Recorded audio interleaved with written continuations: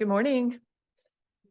I'm Emily Thompson. I'm Associate Dean of Humanities and Social Sciences, and I want to thank you for joining us for the kickoff event for the Big Questions series. Please help me give a Webster welcome to Dr. Michael Austin. I'm Michael Austin. I am from Evansville, Indiana for the next 10 days.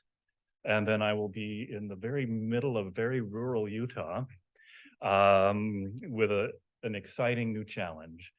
The book that I want to talk about today is this book, which was published in 2019. I started writing it in 2017, right after the 2016 election, because the 2016 election was so divisive.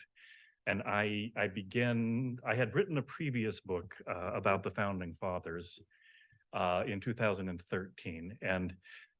And that book actually had a bit of a partisan slant. And I kind of wanted a repentance for that, because I was seeing where partisanship was getting us. I wanted to write this book in a way that nobody would be able to guess where I stood politically, because this is not a book about any particular political position.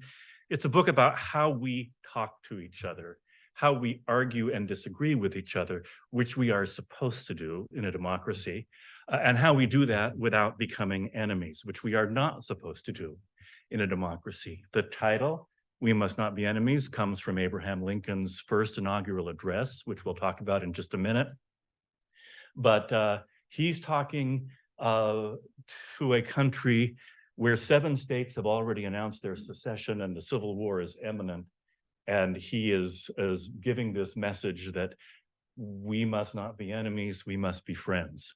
So the first reason that I wrote this book was because I was aching for my country and the public discourse that we'd created in this country, and I wanted to do something about it. And I don't do a lot of things. I know how to write books. I don't know how to do other things. But the other thing I wanted to do in this book, because of my own position as a provost at a liberal arts college, as someone who has studied literature and history and philosophy and religious studies and a lot of other humanities disciplines, is I wanted to point out that the humanities, and especially literature, have things to say about this question. That a lot of literature is organized around this question of how do we be in a democracy where we disagree with each other without becoming enemies. So this is a book with a lot of literature in it. 2 major works I will talk about today, but there's, most chapters are centered around a novel or a play or a work of poetry, because that's where I usually look for answers to things. And given the discourse in this country around the liberal arts, I wanted to publish a reminder that those liberal arts are very relevant to one of our most crucial questions. I also wanted to push back a little bit against the idea that we're more divided now than we've ever been in the United States. That is simply not true. We have had many, many periods where we have been bitterly divided. The election of 1800 between Thomas Jefferson and John Adams could not have been nastier and more bitter. Both of the factions at the time, they weren't called political parties yet, they were simply called factions. Factions were not supposed to exist. According to the Federalist Papers, both Hamilton and Madison argued that we should not have factions. About 10 years later, they both started a faction that was opposed to each other.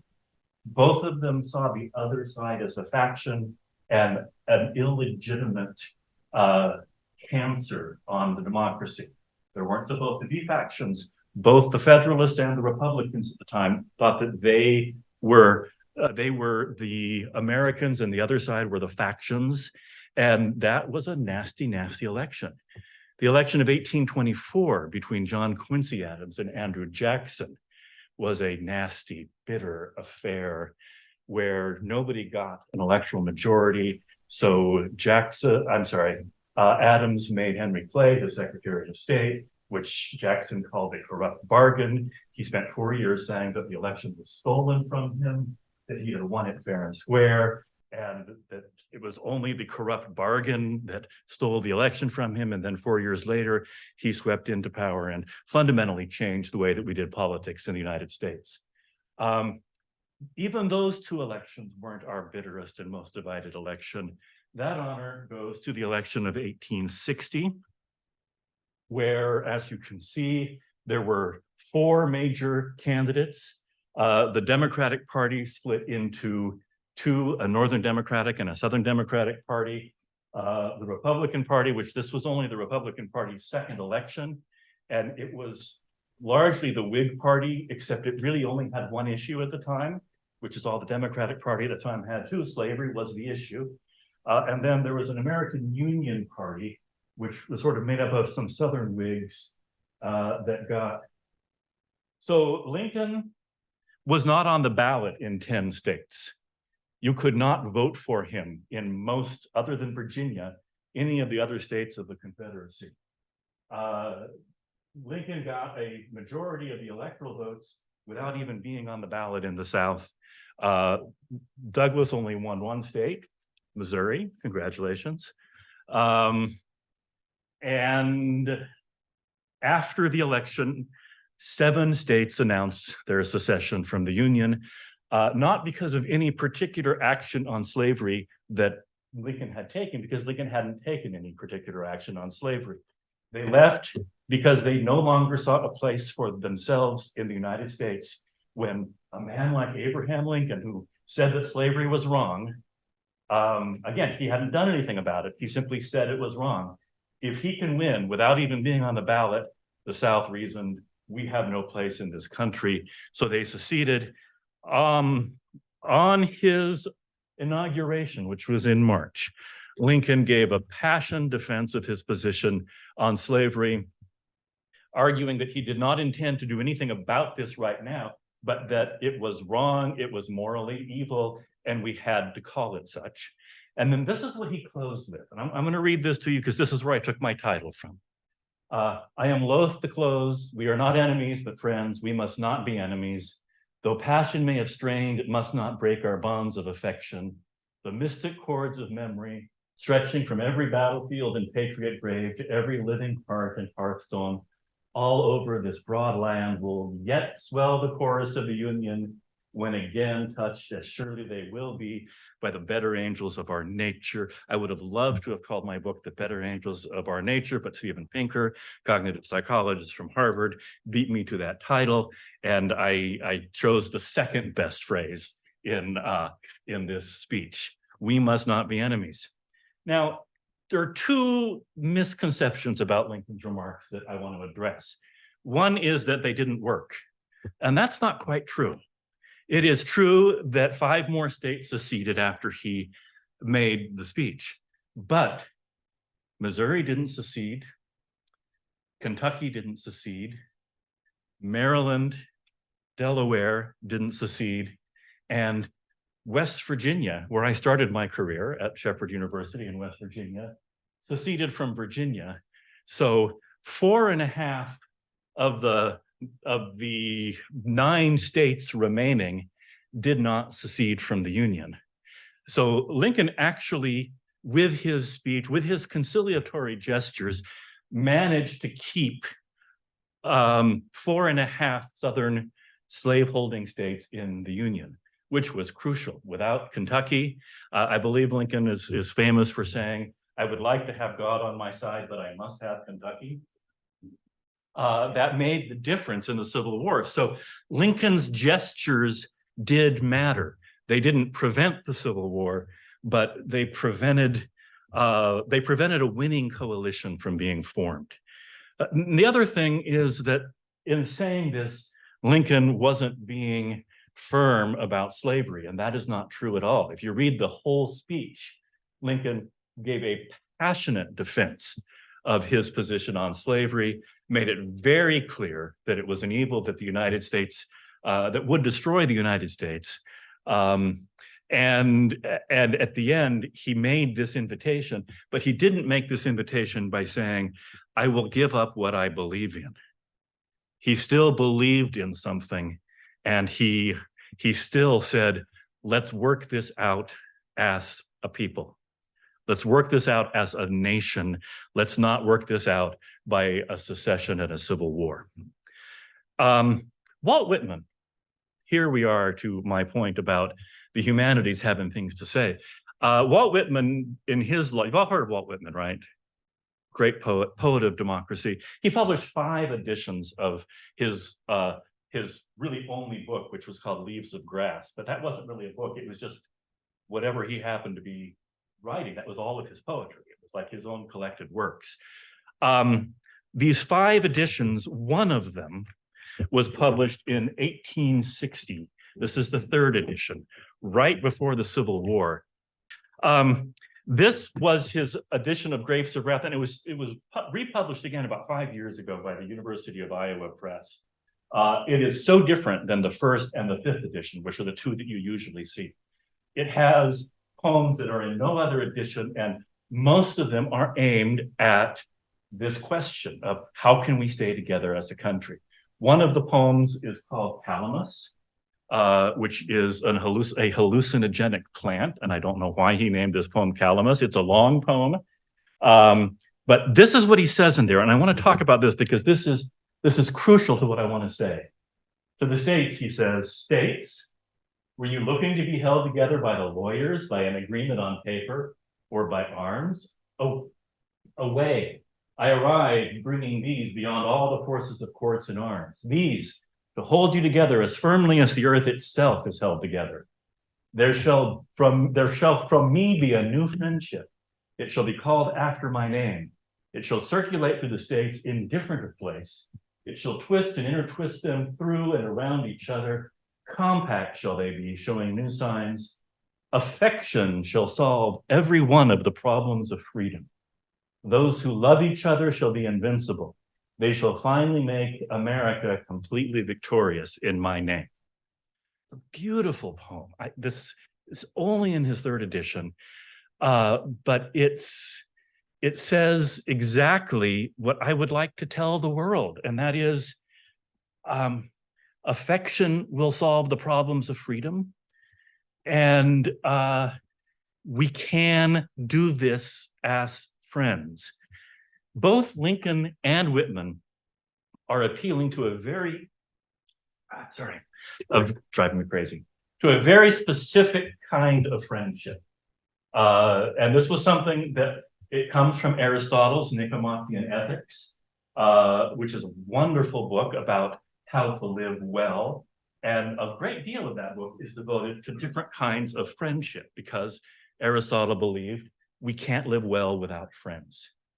And one of the kinds of friendships that he talks about, the phyla politicae, civic friendship, is the friendship that we have with everybody else who is in a country with us. Now, Aristotle was in Athens. That was about 40,000 people. We're in a country of about 400 million people. But the principle is still the same, that when you share a nation with somebody, you share a set of common interests. You're on a ship, and the ship is going in the same place. And it's just not a good idea not to have some kind of affection generally for all of the people who are in your boat. Because, well, to read Aristotle, friendship and justice seem to be exhibited in the same sphere of conduct and between the same persons, because in every community there is supposed to be some kind of justice and also some friendly feeling. At any rate, people address those who are on the same ship or serving in the same force with them as friends. It is civic friendship, Aristotle believes, that turns negative forms of government into positive forms of government. So a monarchy is a good thing, but a tyranny is a bad thing. And the difference is whether or not the king has friendly feelings and acts on this sense of civic friendship. An oligarchy is a bad thing, but a group of enlightened rulers is a good thing because of civic friendship. And in a democracy, without friendship, you have something very bad. And neither Aristotle nor Plato liked democracy very much, because the Athenian democracy had done some really bad things by that time, including executing Socrates, who was Plato's his mentor and teacher. So Plato dismissed democracy out of hand. Aristotle said democracy is okay if the people like each other, if they have affection for each other, if they have civic friendship for each other. Otherwise, it becomes majoritarian tyranny, with 51% of the people doing whatever the heck they want to the other 49% of the people. And as Tocqueville said, it really doesn't matter whether there's 1 foot on my neck or a million.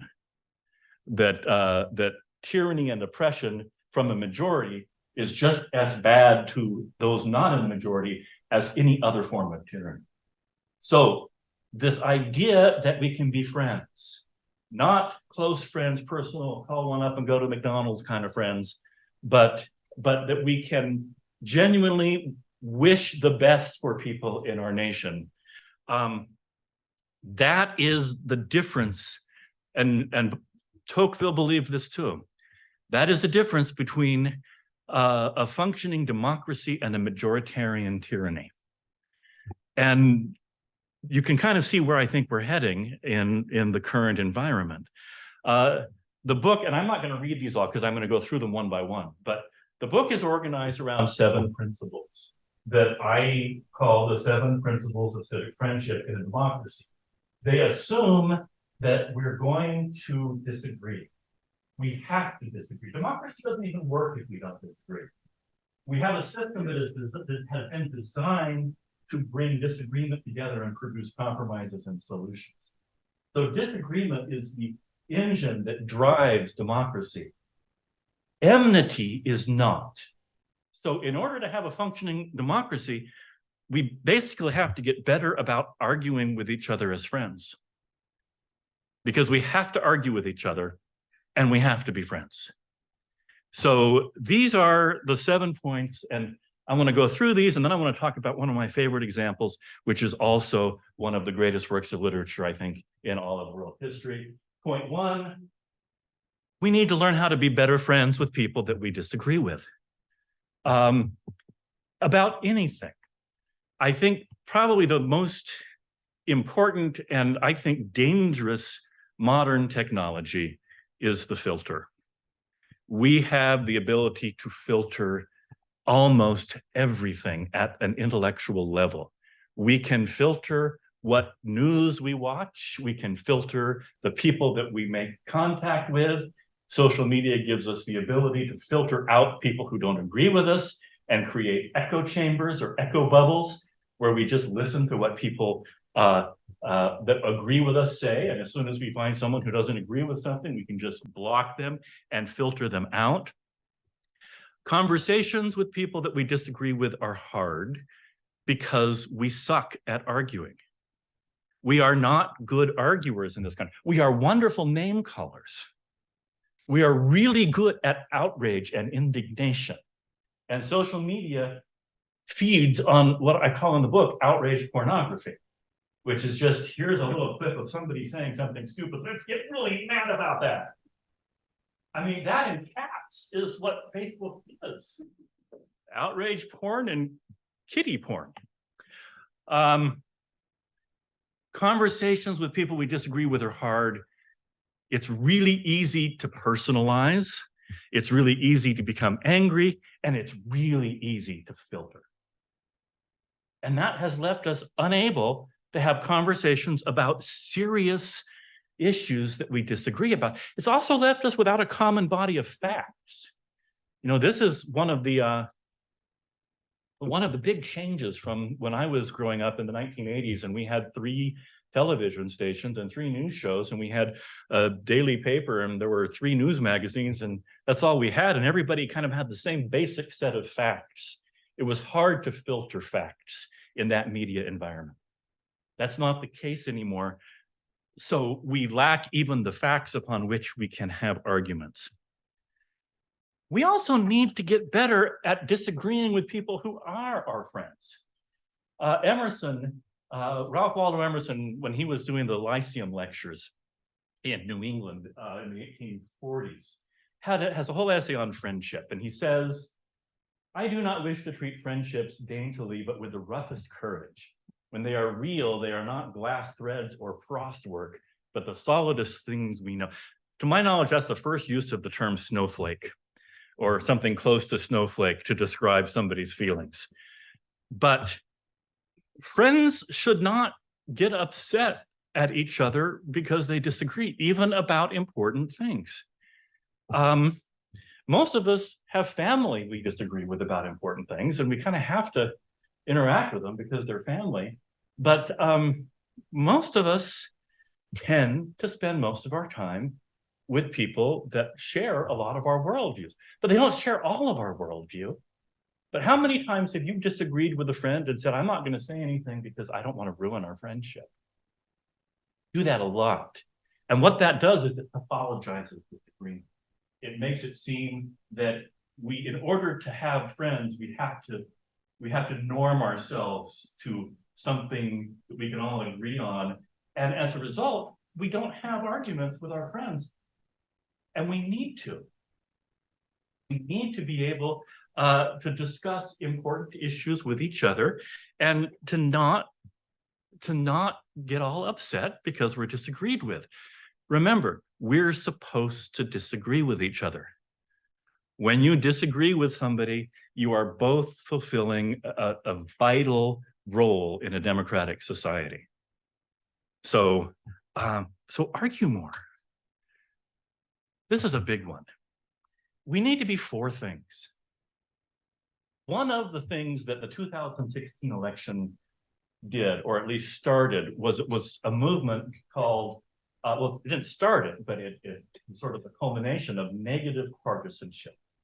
2016 is the first time that more people said they were voting for their presidential candidate because they were voting against the other person than for the person they were voting for.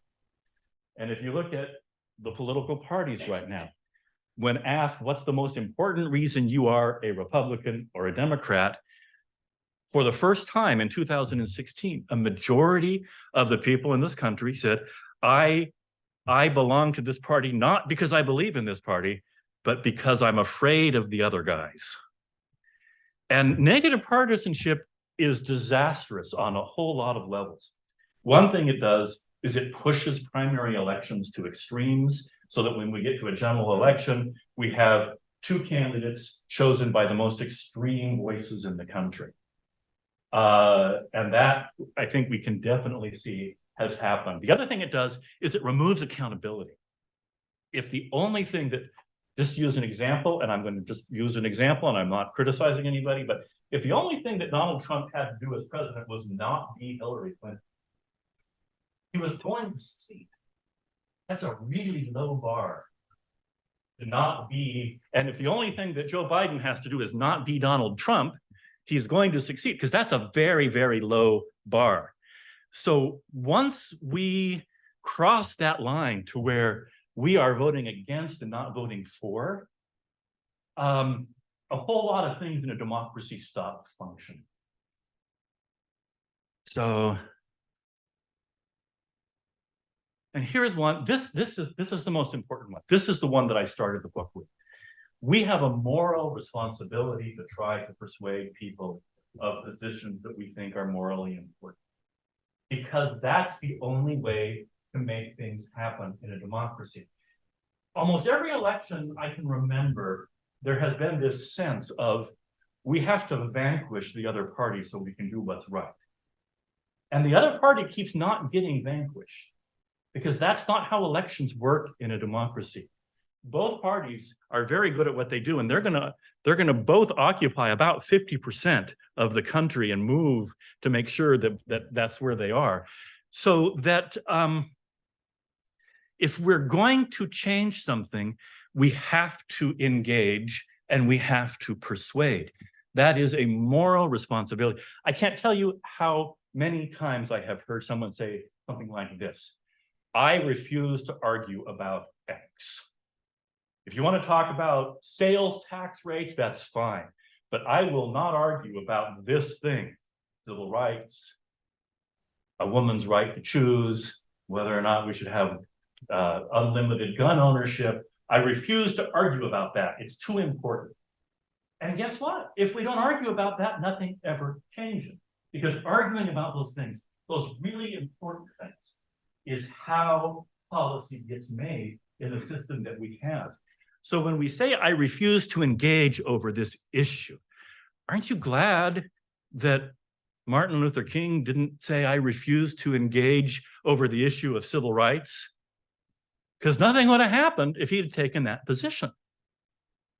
If we say that we're not going to do this because it's too important, then all we can do is vanquish the other side, and that doesn't work. Anybody know who this is, by the way? That is Athena, goddess of wisdom and military strategy, as opposed to Ares, who's the god of hacking stuff up in a war. Two gods of war, thoughtful war and hacking war. The reason that Athena is here is that you'll find out, because that's my last example. But Athena, to me, is the model of moral persuasion. And actually, the word, the majesty of persuasion, which is the title of the chapter I talk about this in, comes from the play that we're going to look at pretty soon. We have to understand what constitutes a good argument and what constitutes yelling at each other and calling each other names. Good arguments are hard to identify. Most people don't ever have them because they never reach what the Romans, the Latins, called the point of stasis, where you actually know what you're arguing about. Most people yell and scream and criticize and never actually get to that point where the swords cross, that stasis point. This fellow here, Anatole Rappaport. Remember heard of Anatole Rappaport? He was a professor of peace studies. He was the world's expert on the game theory scenario called the prisoner's dilemma. And in 1980, he participated in a computerized tournament, and he demonstrated how a certain kind of, and it's a fascinating story, but I can't tell it here, it's just too long. But Rappaport wrote a book in 1965 called Fights, Arguments, and Games. No, Fights, Debates, and Games. And he laid out 3 rules. And he said, and he was a Soviet immigrant to the United States who wrote during the Cold War about peace.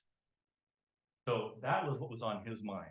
He was on both sides, and he lived in Canada. I mean, he lived in Canada. He was at the University of Toronto. It's not called Canada. Do not say that. He said, these are 3 rules if you want to have productive debates rather than just fights.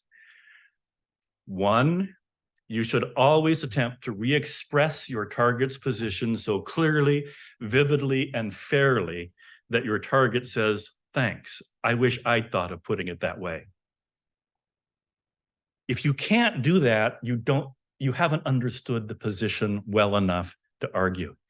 If I can't say, Sheila, what you seem to be saying is, and then restate it, and you agree with that you say that is fair, until I can do that, Rappaport says, I don't have the right to disagree. Because until I do that, I don't understand what you're saying well enough to articulately disagree with it. 2, list any points of agreement, especially if they are not matters of general widespread agreement. And 3, you should mention anything, and he uses the word target. I wouldn't use that word. You should mention anything you have learned from your target. Only then are you permitted to say so much as a word of rebuttal or criticism. I don't always do this. I'm not that good. But when I do this, I never get in fights when I have arguments. When I do this, when I say calmly and rationally, so what you're saying is, and I repeat it, and then I offer how I disagree with it, what I've done is I found that point of stasis. I found the point where I am disagreeing with what you actually said, rather than the straw person argument that I've constructed in my mind and my echo chambers about what you may believe. So I offer these to you, and I try to live them myself, sometimes more successfully than others, as the secret to having an argument that works and that leaves you as friends. Just keep trying to understand somebody's position until you can say it in a way that they agree with. 6, we have to realize that we're wrong about stuff. It's incredibly difficult for human beings. We are incapable of thinking that we're wrong, because the minute we decide that we've been wrong, we change our mind, and we don't think that anymore. So I can think, and if I'm actually convinced, I change my mind. So at any given time, I am hardwired to believe that everything I think is right and true. And I'm the only one of the 7 billion people on Earth that thinks everything correctly. What do you think the chances are? So this is called epistemic humility. The idea that we understand there are things we are probably wrong about. And the thing we're arguing about might be one of them. You have to be open to changing your mind if you're going to try to change somebody else's mind. And finally, we should treat people with charity and kindness, not as a moral normative statement, but as a good strategy for having productive arguments. And I mean very specific things by charity and kindness. Charity is, in an argument, is the assumption that the other person is arguing in good faith, that they are decent, moral human beings, that they are not crazy, stupid, or evil. And kindness simply means granting that everybody we're talking to is the same kind of person that we are. Kindness comes from kin. If we can assume that people are arguing sincerely and assume that they're the same basic kind of human being that we are, and treat them that way, we will go a long way to having productive arguments. So now let's talk about my favorite example of all of this, and it is the Orestia by Aeschylus, or the Orestian trilogy. Anybody know this work? It's one of the very first works of drama we have in Western civilization, and it is a play about the founding of democracy. Aeschylus, and by the way, this is completely not related, but Aeschylus died the coolest way of anybody in the ancient world, the playwright. Anybody know how he died? So an eagle was flying above him with a turtle that he was going to drop on a rock, and he dropped the turtle on Aeschylus's head, thinking it was a rock because he would fall. Isn't that cool? Like, I want to die in a way that's that cool. Yes. So this fellow is Orestes. That woman with the dagger in her chest is his mother, Clytemnestra. He has just killed his mother. And these other 3 ladies are the Furies. This is the story of the Orestia. 3 plays: Agamemnon, the Libation Bearers, and the Humanities. And it is a play about the transition from an honor culture to the rule of law. Does anybody know why Orestes killed his mother? Because his mother killed his father, Agamemnon. Why did his mother kill his father, Agamemnon? Because Agamemnon sacrificed their daughter, Iphigenia, in order to get good winds to sail to Troy for the Trojan War. And this is how honor cultures work. There's no rule of law. You have to avenge the deaths of your loved ones, the people close to you. So Clytemnestra never forgave Agamemnon for killing Iphigenia. When he came home from the Trojan War, she and her lover, Aegisthus, organized a large banquet and a big victory banquet. And when he came in to celebrate, all of the guards withdrew and they killed him. And then, because of the rules of an honor culture, Orestes has an absolute duty to kill the person who killed his father. And this drives him crazy because that person is his mother. The god Apollo himself instructs him to kill Clytemnestra. So he does this on a divine argument. The minute he does, the Furies appear. These are the goddesses of vengeance that when somebody did something bad, they tortured them until they went crazy. It's just sort of externalization of guilt. So they start persecuting him. And that brings us to the third play, the Humanities, which is another word for the Furies, where Orestes escapes to the Areopagus in Athens, and he meets Apollo and Athena there, and he begs them to help him with the Furies. The Furies are not gods from the same generation as Athena. They were the previous generation, the Titan generation. So they don't like Athena anyway, and they don't like Apollo. So Athena, who has just started her city, Athens, says that she is going to have a jury trial. She's not going to use the older system of vengeance. You know, I kill you, your dad kills me, your son kills me. You know how that goes. And it eventually, it's called mimetic violence. René Girard has a wonderful book about this. It engulfs communities in reciprocal retributive violence. So Athena conducts a jury trial and puts Orestes on trial, allows the Furies to prosecute, allows Apollo to defend. They take a vote. It is 6-6, tied. Athena casts the tie-breaking vote for Orestes, and Orestes is acquitted. And that's when all of the fun starts, because the Furies do not like this. We start with Apollo addressing them. I'm going to read, and then I'll go really quickly, but I'm going to read a few lines from this. And this is what Apollo says to the Furies. You grotesque, loathsome, the gods detest you. Zeus can break chains, we've cures for that. Countless ingenious ways to set us free. But once the dust drinks down a man's blood, he's gone once and for all. No rising back, no spell sung over the grave can sing him back. Not even Father can. That's his message. You suck for the Furies. Now, this is problematic because the Furies have the power to destroy Athens. Athena is more powerful than the Furies, but only barely. They have the power to poison all of the land and make it impossible to ever grow anything in Athens. So Athena cannot simply vanquish the Furies. She will lose if she does. She has to work with them. This is what they say. This is all from the Robert Fagel's translation, by the way, which is my favorite.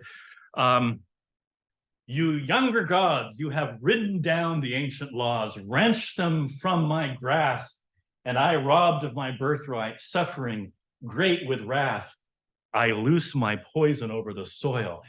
All three of them are saying this. The Furies are the chorus in this play. So they're speaking in the singular, but it will be all three of them. So what they tell Athena is that this new system of justice threatens them because they had a place in the old order, and that place will disappear if they don't have to torture people into taking vengeance and then torture them because they took vengeance. So they are afraid to lose their position. And then I loose my poison over the soil. Poison to match my grief comes pouring out of my heart, cursing the land to burn it sterile, and now rising up from its roots, a cancer blasting leaf and child. Now for justice, justice. They have the power to destroy Athens. So Athena has to persuade them. She doesn't have a choice. She can vanquish them, but they will destroy Athens before they go. So the success of her city depends on her being able to persuade the Furies not to destroy Athens because she has acquitted Orestes. And look at what she has 3 speeches, and after each one, the Furies kind of give their refrain. First thing she says, yield to me, no more heavy spirits. You were not defeated. The vote was tied, a verdict fairly reached with no disgrace to you. No, Zeus brought luminous proof before us. He who spoke, God's oracle, he bore witness that Orestes did the work but should not suffer harm. So Orestes was acquitted by a fair process that everyone had the opportunity to influence. You had the right to your say, and the process, this is how you would get rid of mimetic retributive violence, is you anonymize the justice instrument so that you can't attack somebody.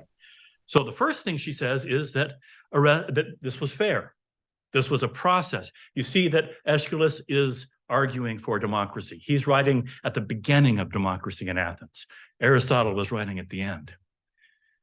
And then the next thing she says, never render us barren, raining your potent showers down like spears, consuming every seed. By all my rights, I promise you your seat in the depths of the earth. Yours by all right, stationed at hearths, equipped with glistening thrones, covered with praise, my people will revere you. She says there will be a place for you in the new society. You will not be the Furies anymore. You will be the Humanities, the blessed ones. You will be a principal part of the city, and the people will revere and honor you because you're not going to lose your place in this new order. She keeps assuring them of that. They complain. Athena praises them. I will bear with your anger. You are older. The years have taught you more, much more than I can know. But Zeus, I think, gave me some insights too. That has its merits. If you leave for an alien land and alien people, you will come to love this land, I promise you.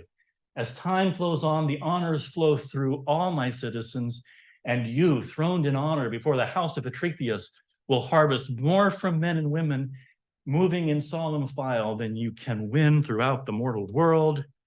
Again, she assures her, because what they're really afraid of is losing their honor, their place, their dignity.